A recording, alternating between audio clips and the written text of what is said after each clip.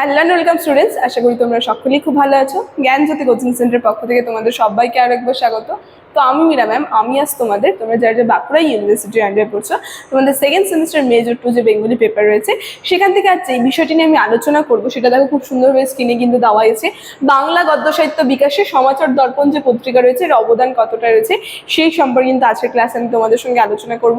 এর আগের দিন কিন্তু আরেকটা ক্লাস করিয়েছি আমি এই টপিকটার উপর থেকে, যে সমাচার দর্পণ যে পত্রিকা রয়েছে এই পত্রিকা সম্পর্কে কিন্তু আলোচনা করেছি। সেই ক্লাসটা না দেখে থাকলে আগে অবশ্যই সেই ক্লাসটা একবার দেখে আসবে, তারপরে এটা দেখবে, তাহলে কি তোমাদের বুঝতে সুবিধা হবে। ঠিক আছে,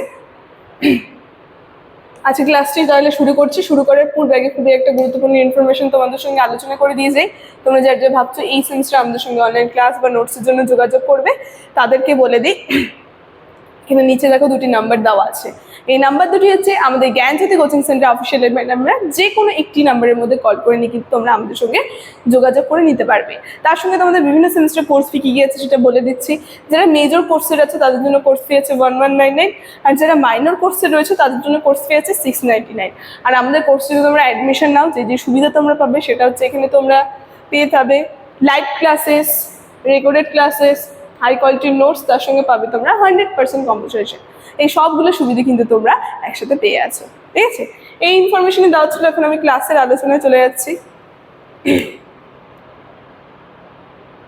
প্রথমে বলেছি আজকে আমি যে টপিকটি নিয়ে আলোচনা করব সেটা হচ্ছে বাংলা গদ্য সাহিত্য বিকাশে সমাচার দর্পণ যে পত্রিকা রয়েছে এর অবদান কতটা রয়েছে সেই সম্পর্কে কিন্তু আলোচনা করব। কি বলছে, 1818 সালে 23শে মে প্রকাশিত জন ক্লার্ক মার্সম্যান সম্পাদিত সমাচার দর্পণ বাংলা গদ্য ও সাংবাদিক বিকাশে যুগান্তকারী ভূমিকা পালন করেছিল। বাংলা গদ্য সাহিত্য বিকাশে তার সঙ্গে আমরা দেখব বাংলা সাংবাদিকতা যে রয়েছে সেই সাংবাদিকতা বিকাশে কিন্তু একটা গুরুত্বপূর্ণ ভূমিকা পালন করেছিল এই পত্রিকা। ঠিক আছে, কি বলছে, এটি পদনির্ভর সাহিত্যকে গদ্যের ঋজু ও যৌক্তিক ধারায় ফিরিয়ে এনে আধুনিক বাংলা গদ্যের ভিত্তি স্থাপন করে, যেখানে নির্ভুল গদ্য ও সংবাদ পরিবেশন এবং সামাজিক শিক্ষা বিষয়ক আলোচনার মাধ্যমে কিন্তু এটা জনমানসিক গদ্য পাঠকের আগ্রহ তৈরি করে। তো আমরা দেখবো নির্ভুল গদ্য, ঠিক আছে, নির্ভুল গদ্য, তার সঙ্গে সংবাদ পরিবেশন, ঠিক আছে, তার সঙ্গে কি কি রয়েছে, সামাজিক শিক্ষা যে রয়েছে, এই সমস্ত ক্ষেত্রে কিন্তু একটা গুরুত্বপূর্ণ ভূমিকা পালন করেছিল এই পত্রিকা। ঠিক আছে, সেটা কিন্তু আমরা দেখতে পাচ্ছি। এরপরে প্রত্যেকটা পয়েন্ট নিয়ে আমি পরপর আলোচনা করব। কি বলছে, বাংলা গদ্য সাহিত্য বিকাশে সমাচার দর্পণ পত্রিকার যে মূল ভূমিকাগুলো সেগুলো। প্রথম পয়েন্টে কি রয়েছে, এখানে একটু টাইপিং মিস্টেক আছে, ঠিক করে নেবে। কি বলছে, চলনসই রূপ প্রতিষ্ঠা। কি বলছে, তখন পর্যন্ত বাংলা সাহিত্য ছিল মূল পদকেন্দ্রিক। সমাচার দর্পণ সাধারণ মানুষের বোধগম্য সরল ও প্রাঞ্জল গদ্যরীতি ব্যবহার করে যা বাংলা গদ্যকে স্বচ্ছন্দ তার সঙ্গে জনপ্রিয় করে তোলে।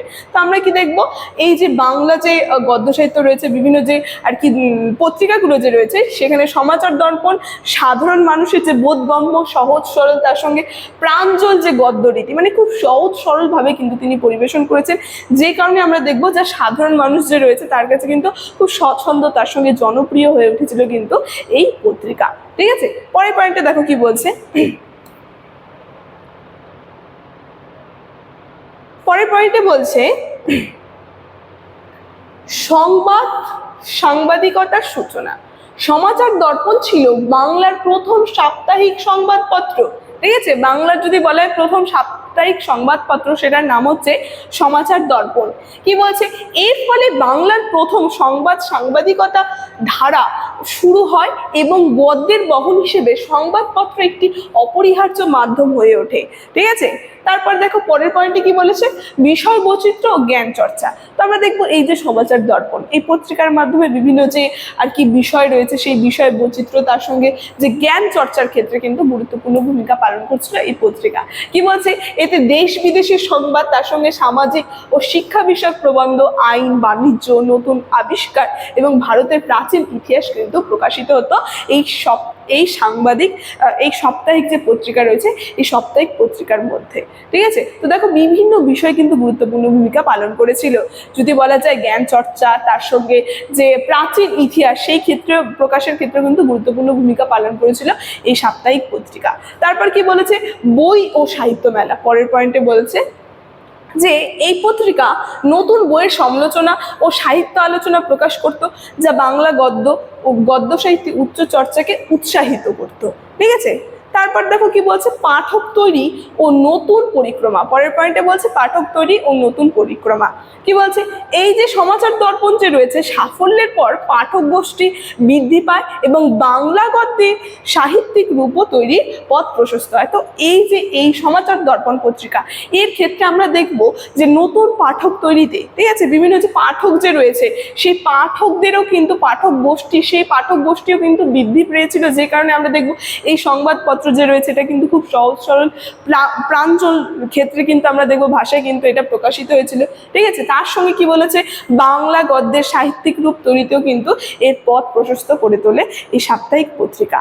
ঠিক আছে, তারপর দেখো কি বলছে, সামাজিক চেতনা, পরের পয়েন্টে বলছে সামাজিক চেতনা। বলছে যে সতীদাহ প্রথা, নারী শিক্ষা ইত্যাদি সামাজিক বিষয়ের গদ্যে যুক্তিপূর্ণ আলোচনা তার সামাজিক সংস্কারে কিন্তু অবদান রেখেছিল এই সাপ্তাহিক পত্রিকা। ঠিক আছে, তো আমরা আবার দেখবো সামাজিক সচেতনতা এই ক্ষেত্রেও কিন্তু একটা গুরুত্বপূর্ণ ভূমিকা পালন করেছিল এই সাপ্তাহিক পত্রিকা। পরিশেষে বলা যায় যে সমাচার দর্পণ কেবল সংবাদের বাহক ছিল না, এটি ছিল ঊনবিংশ শতাব্দীর বাংলা গদ্যের অগ্রযাত্রার প্রধান চালিকা শক্তি। ঠিক আছে, তো আমরা দেখবো ঊনবিংশ শতাব্দীর ক্ষেত্রে বাংলা গদ্য সাহিত্য যে রয়েছে সেটা বিকাশের ক্ষেত্রে কিন্তু একটা গুরুত্বপূর্ণ ভূমিকা পালন করেছিল এই পত্রিকা, সমাচার দর্পণ পত্রিকা।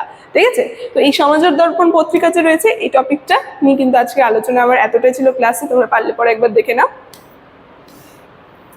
ক্লাসের আলোচনা তাহলে আমি এখানে শেষ করছি। ভিডিওটি শুরু থেকে শেষ অবধি দেখার জন্য থ্যাংক ইউ।